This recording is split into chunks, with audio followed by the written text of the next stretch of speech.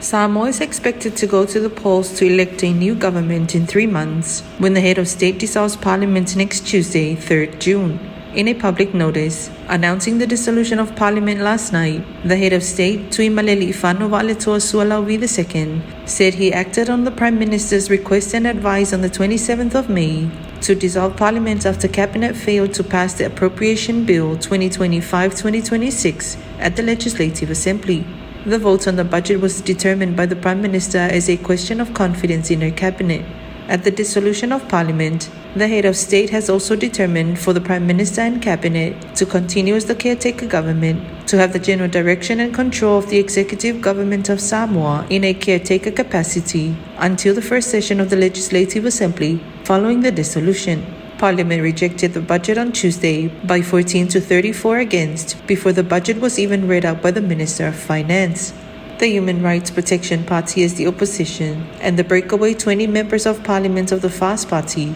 have been calling the minority government led by Fiamena Aumimata Afa illegal and the need to go back to the voters in an early election to see who has the people's confidence to lead the country.